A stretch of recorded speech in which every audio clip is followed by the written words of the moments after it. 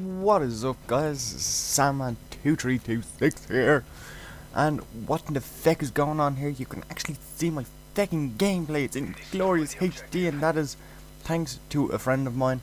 His name is Xbox360 Ash on the YouTubes, or on the Xbox his name is X41s because he's got a fancy headset and blah blah blah.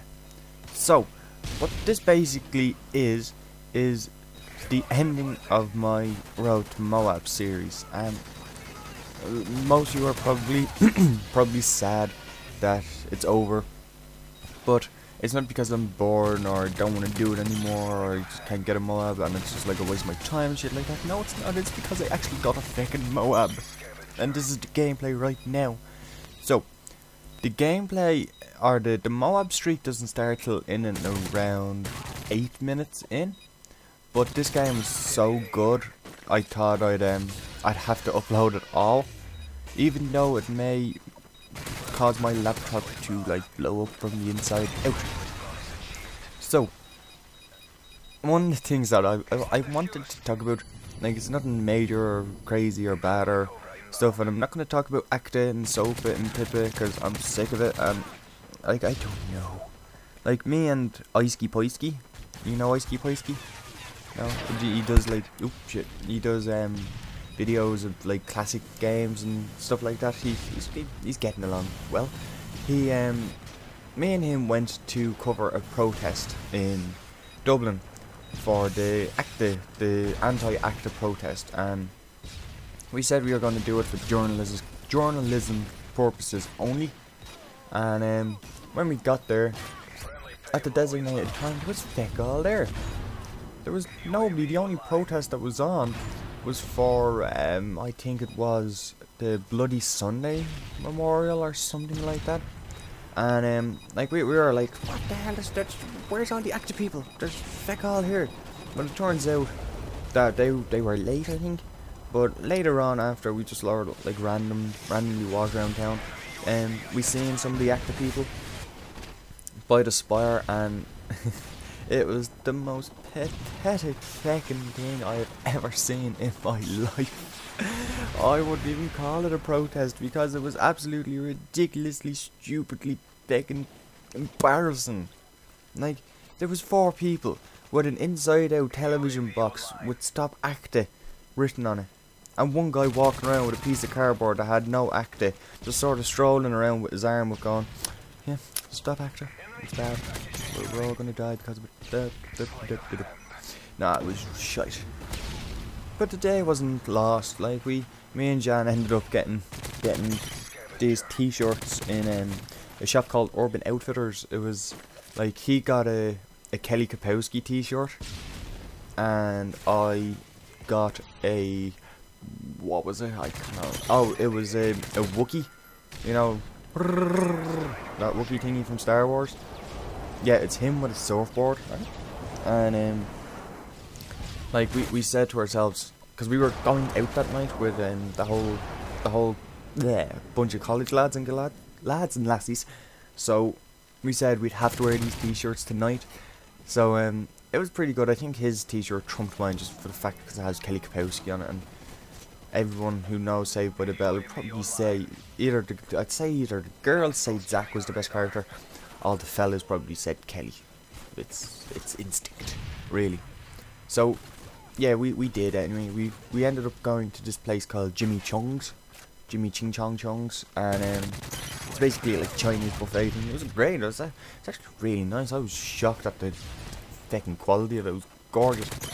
So after that, we said we said we'd go out for a few drinks afterwards. We never said where we were going. We just said like we were going. So I was like, right, well, I'm sort of down with anything. But there was a slight divide in the group, really. Like, some of them wanted to go to this place called Fibbers, or Fibber McGee's, I think it's called, and it's a hard rock bar, like a heavy metal bar. And others wanted to go to a more, how would I say, teen friendly. I'm not sure, like all pop music and hip hop and stuff like that. Now, I honestly would have preferred probably going to the hip hop one. It's called the Button Factory, and so Anyway, I was just thinking about something else there. I'm sorry. So, we ended up going to this place before that called Mulligans. I'll say Madigan's for now. And it was just like an old Irish bar. And when I say old Irish, I mean old Irish men and women, because it was like one of those typical Irish bars. But I thought it was great crack, like listening to the old Irish tunes being played on the guitar. It was interesting.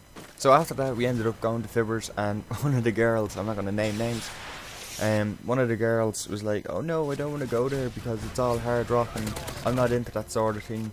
So a few of the lads sort of tried to say, no, it's not, it's all indie stuff on the weekends, it's not any of that heavy metal stuff, like there'll be good bands there. And she went, "Oh well, yeah, I like indie a lot, that should be fun." So, so you walk to Fibbers, open the door, and you're blasted by the old I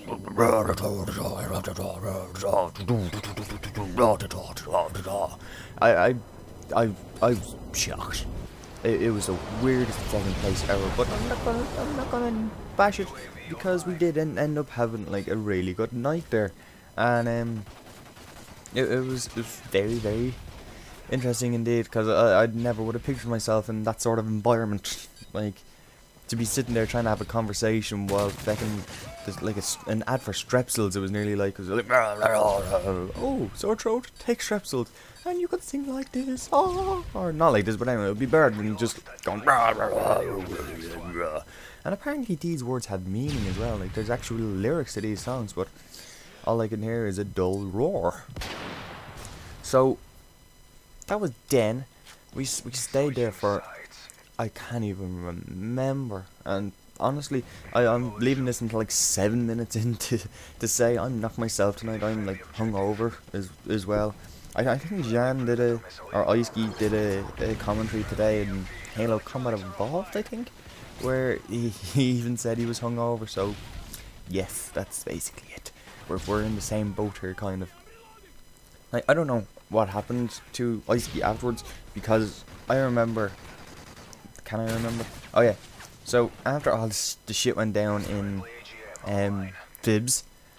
Oh, actually, one sec. There was this waitress. Oh my god, the waitress was fucking hilarious. It was.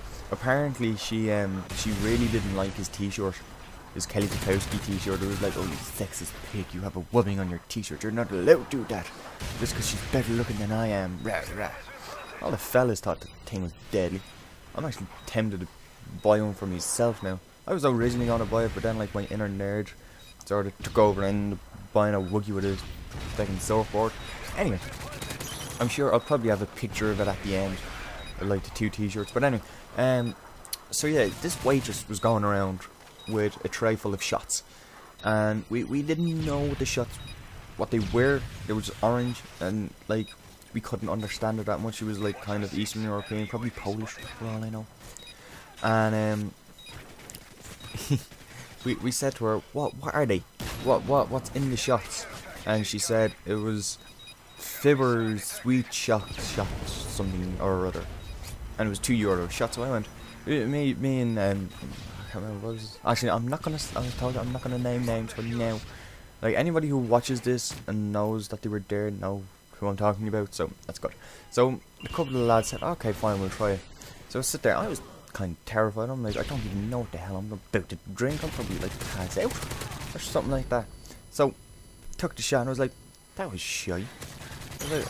It was iron. We thought it was iron brew, like stale iron brew. We were like, what? You can't serve stale iron brew and pass it off as alcohol. It's not nice.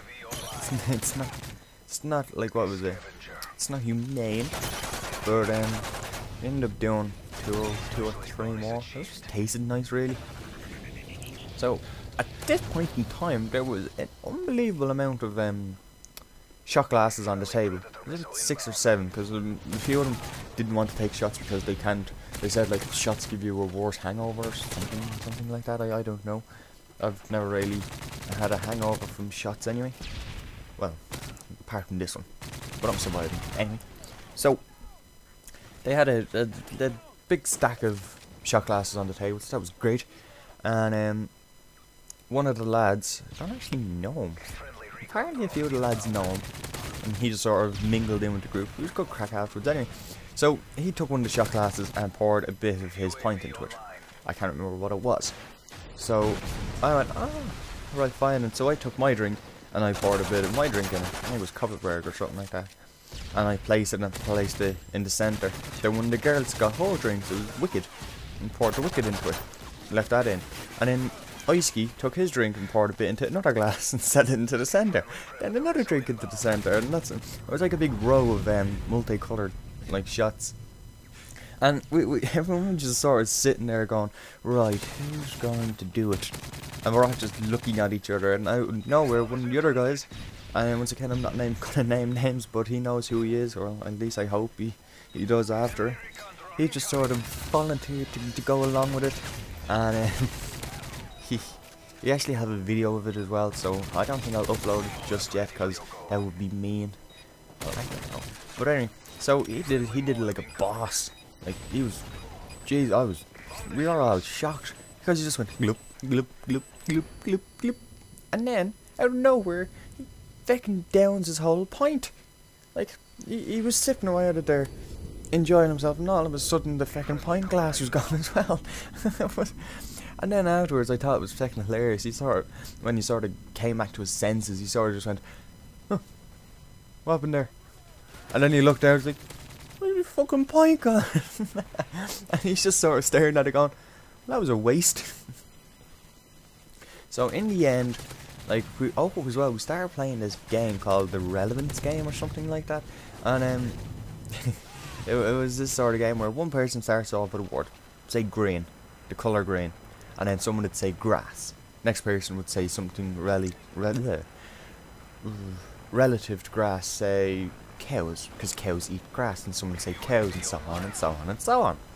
But the trick I think that we had to try and face, or try and get past, was trying not to make it dirty. And it was very hard to do that with Ice-Ski on the team. Anything could be related to something bad and dirty, but I'm not going to say it now, because I know some of my viewers and all that are like young, and they shouldn't be listening to this sort of thing. So we did that, and we should have made it a little more interesting. If that woman had came around with the shots again, everyone should have taken one shot. Now, I was too fucking drunk at the time to think of this, but I think we should have said, like, how would I say? Say if you got your word wrong, or if you took more than 5 seconds to think of a word, you would have to take a shot. That would have been fucking hilarious. I don't think everyone would be just drunk, because, like, you get drunk, you take the shot, you get drunker, and then you'd be like, oh, I don't know anything, I don't know a word, and all of a sudden you'd have to take another one, and probably best that we didn't do it anyway. So, the girl that I was talking about earlier, who didn't want to go there, she ended up staying, and I think she had a good time anyway. The others sort of flaked away before we even got into the place, and ended up going to the button factory. I haven't a clue what the hell happened there. So afterwards, when everyone was sort of, oh no, we're done for the night, or something like that, we're too tired trying to get the last bus home, or something along those lines. So when we all sort of went our separate ways, I stuck with another group of lads, and they were going to a house party in Rathmines, I think. One of them was in Rathmines, the other one was somewhere else. Rathmines was great because they offered me a lift, which was great, so I could get to Rathmines and then get a taxi home from there. But of course that didn't happen. Well, straight away. We ended up trying to get into this place called Copan, and the fellow wouldn't let us in. He didn't say why he wouldn't let us in. He's a bugger. And we ended up going to this place called Toast. And it's a usual spot. Like, we usually go there on our break on a Thursday, because we have a 2-hour break and just have a drink because we need it for the next class. Ugh, I'm not going to get into that just yet. So we stayed there for about, I'd say, an hour after that, because the bar closed, or the whole place closed at 2:30 in the morning. But that was crazy. So after that, you know, we sort of come home. Well, like fucking stagger in the door and hopefully not wake anybody up. And then when I woke up, I was amazed to find out that my hangover wasn't as severe as I thought it was, But guys, this was like a hangover commentary. That was my weekend so far. So guys, thanks for watching Slangfall Tour and goodbye. This game ended 80-14. But guys, thanks for watching. See you later. Slangfall and Tour. Thanks for watching, guys.